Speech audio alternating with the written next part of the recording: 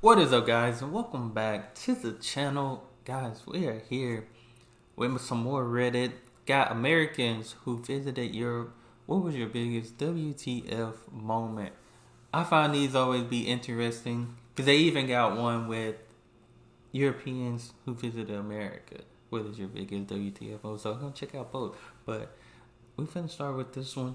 Y'all hit that subscribe button, send down those recommendations, and let's jump into it. Americans who visited Europe, what was your biggest WTF moment? Had a positive what the fuck moment in Greece in the eastern Peloponnese, where I saw a guy walk down to the end of a pier and throw an actual fucking trident into the Aegean and pull out a wriggling octopus. Dude walked up the beach and handed it over the deck railing to a chef. What? You fucking saw Poseidon. Lol, it was wild. Stopped dead in my tracks when I realized he had rope coiled around his forearm and that it was actually a trident. It was like seeing a moment out of National Geographic. Spent a summer in Germany.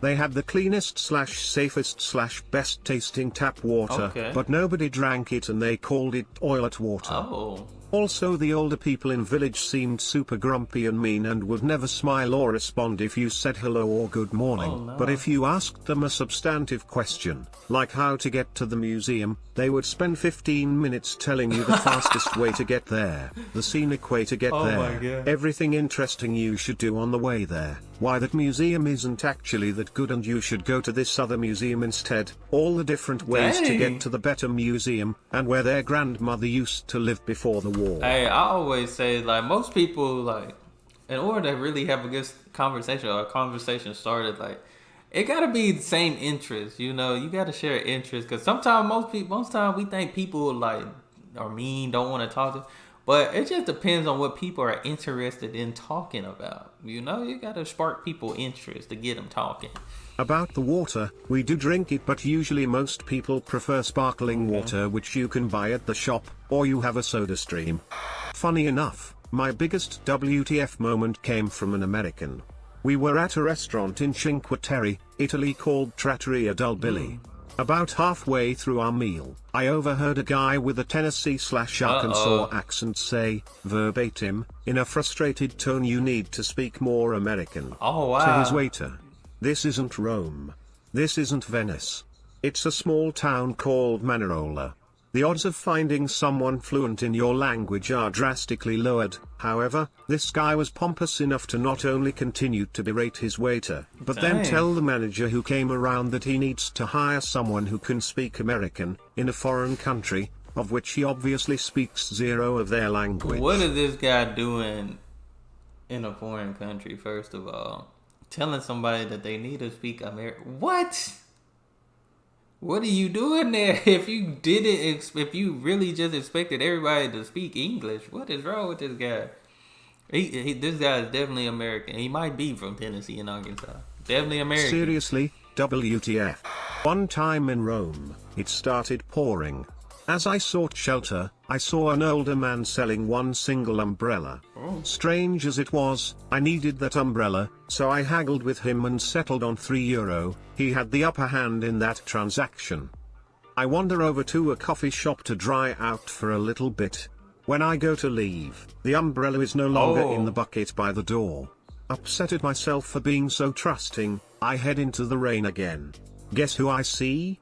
The same old man selling the same umbrella. I try to confront him about stealing back my umbrella, but he claims not to remember our interaction at all. Dang. It's pouring and I have a number of miles to walk, so I go through the same charade with him again to re-procure the umbrella. At least this time he took €2. That is an old scam tactic. Scam tactic.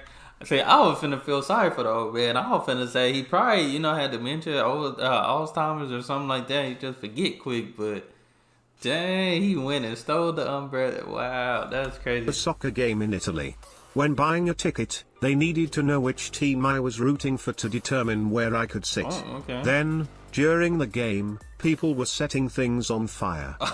I'm British and currently living in America. This guy was telling me about a big college football rivalry game and how where the two sets of fans meet, things can be a bit crazy.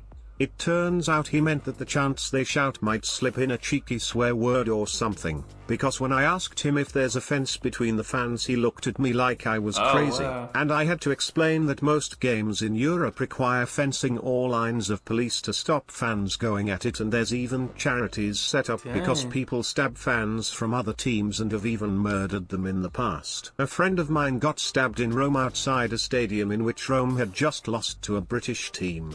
They heard him speaking English and attacked him. He almost died. He's American and didn't even know a match was being played. Wow. Yeah, I'm Brazilian, and when I've been to basketball games in the US I always laugh at the announcements asking fans not to swear.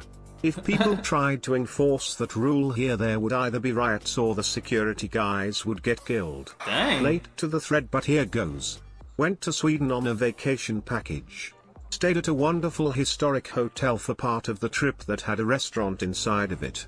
Part of our package called for a free dinner at the hotel, and we had asked that it be the night we arrived. We arrived and got settled in our room and then went to check out the restaurant.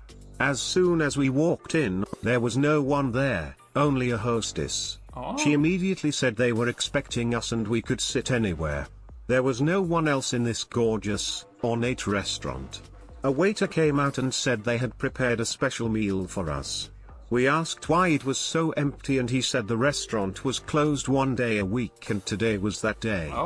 We were shocked. We apologized profusely and told them that we had booked through another company and would have just scheduled it for another day. He said it was no problem and we had some free extras such as wine and dessert.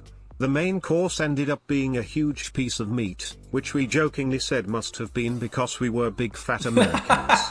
No one rushed us, we had a great time, and after we left they closed the restaurant for the night. It was a total WTF moment, because if you booked something like this in America, they'd either force you to reschedule or just have the restaurant closed with no explanation. That was long, but that's a fact. I thought it was because they just opened it because like, y'all American. We closed, but we know y'all gonna come down because y'all don't know the schedule, so we opened it because we expected you Americans to come down. Yeah, that's what I thought it was gonna be like. Every meal in Paris taking 3 hours. I loved the culture and I'm all about eating a relaxing meal, but sometimes it was just like WTF when we were on a schedule and had to meet up. Yeah, that's one thing about Americans, man. People like, don't let it be 20, 30 minutes and that food's still not out after you order. Like, it'd be a problem. I ain't gonna lie, it'd be a problem. 3 hours? I can't imagine, but Americans, like, we do be trying to get in and get out. You know, there's some people that take their time, but then again, like, when you hungry, like, we expect that food in like 15, 20 minutes type thing. But sometimes it was just like WTF when we were on a schedule and had to meet up with a tour group or had reservations for something. Try getting your bill when you're in a hurry. Impossible. I was in Scotland this summer and in Edinburgh I asked someone for directions. They told me just go past the Tron in a very thick accent. Though she was saying train, except while walking to the train I saw earlier I noticed a bar called the Tron. In UK, we navigate by pubs. My American friends who visited the Netherlands, completely surprised by our bicycle things. A, so many bicycles everywhere.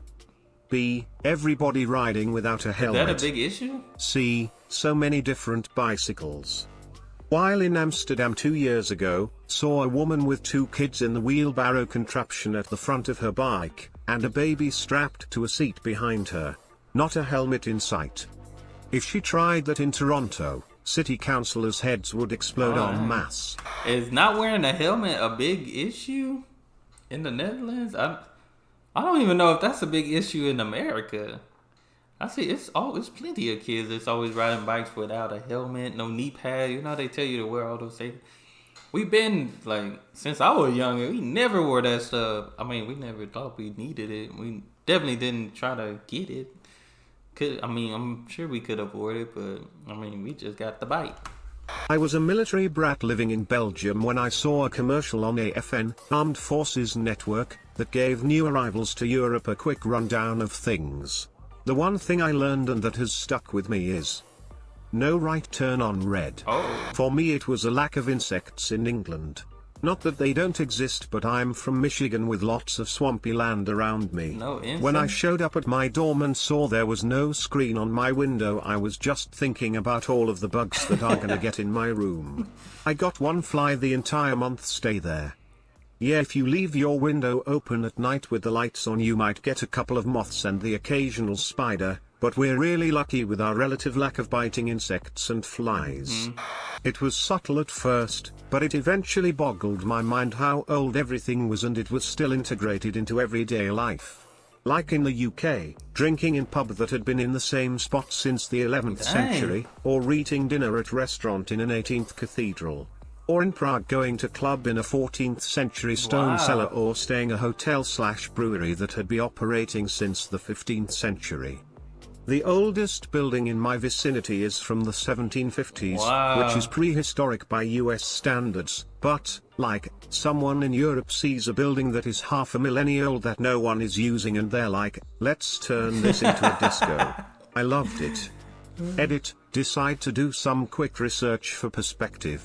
The oldest surviving Native American structure in the US dates to 750 AD. The oldest structure from Spanish colonists is from 1521. The oldest structure from English colonists is from 1637. I live in England, and the village near me has a pub from the early 1700s that's seen as modern because the village itself and the surrounding buildings and other pub is from the pre-Doomsday Book era, 1086. I forget sometimes just how old this country is. Beer tap in the uni cafeteria. Drinking one beer with your lunch from time to time is not considered special at all in Germany. Drinking greater than 2 beers every day for lunch makes you an alcoholic. The Czech Republic may not have a concept of alcoholic. How easy and unencumbered by useless bullshit most things are. Getting on a 5:30 train from Brussels to Berlin? Show up at 5:20. And get laughed at by the Germans, who will finish their beer at exactly 5:28 because they know the walk from the bar to the platform is 1 minute and 57 seconds. In the states, that would require showing up at 3:15 because of at least 4 security checkpoints and 8 lines of people who can't figure out how an escalator works. He ain't lying. That is how some places are. I feel like, we're probably like bigger cities type thing, but he ain't lying. Like, they used to tell us all the time, you know, show up 15, 20 minutes early for work. And you start seeing why. It's just, sometimes it can be a long process until you get used to it and you just know what to do, and it makes it quicker type thing. Security checkpoints and 8 lines of people who can't figure out how an escalator works. Jesus, you're not lying. Going through Germany, a bowling team, I assumed based on their garb, got on with 4 cases of beer between 6 guys. I thought they were just taking them to a night out. Nope.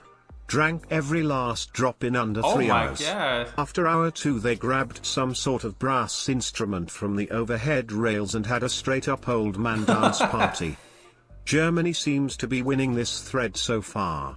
At a lake retreat in Germany, kids playing in/around the lake naked. 2 American kids not playing naked? What is it? The Alabama of Europe. I was a lifeguard for 3... Not Alabama, sweet home Alabama. It's not playing naked? What is it? The Alabama of Europe. I was a lifeguard for 3 summers. A Russian family moved in and brought their kids to the pool. Their daughter, 10 years old, swam around topless, but with a bottom on. There are health department regulations about swimsuit bottoms, but not tops, so there were no rules against it, and I'm sure there are no laws against it, so I didn't say anything. But all the other 10-year-old kids were shocked, and I could hear them talking and wondering if there was something wrong with her. I guess they learned more about American culture, so next year their kids all wore full bathing suits.